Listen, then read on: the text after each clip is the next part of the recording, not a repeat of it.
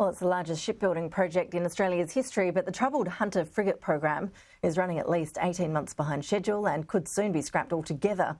The Defence Strategic Review team in April opted to announce a supplementary independent probe into the $45 billion project. It's due to report in September. Joining us live is Cameron Stewart, the Chief International Correspondent for The Australian, who's written about this today. Cam, really appreciate your time. Thank you. It doesn't seem like that long ago that there were really high hopes for the Hunter frigates and what they'd mean for Australia's defence capabilities. Do you think we'll ever actually see them? That's a really good question, Ash. In 2018, of course, the Turnbull government announced the Hunter frigates with great fanfare, saying they were going to be the warship of the future. It's a $45 billion project. As you said, there's never been a shipbuilding project that big in Australia before. But since that time, since 2018, this project has run into problem after problem after problem. There was a lot of controversy about whether they even chose the right ship, because Defence Department documents show that other ships were preferred, at least initially. And then there was issues with the weight of the ship. The budget has blown out. It's really had problems all the way through. And now we've found out today that the Defence Strategic Review, the unreleased version of it, was very critical of the Hunter project. So I think all this means the Albanese government is going to have to make a hard decision very soon as to whether it proceeds with this project or not. So has work actually begun on them yet, Cameron? And what is the supposed timeline for delivery?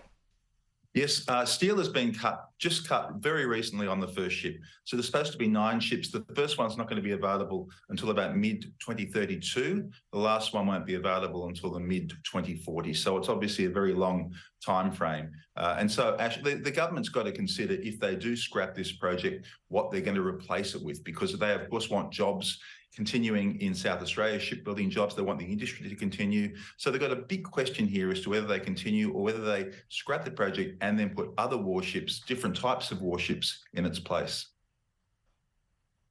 And that would be a big deal internationally, wouldn't it? I mean, what sort of blowback would we expect politics-wise if the project is scrapped altogether? Yeah, look, I mean, it's a British ship. It's built by BAE Systems. This is the Hunter frigate. And so, you know, it's a big project. And so if Australia did scrap that, the Brits would not be happy.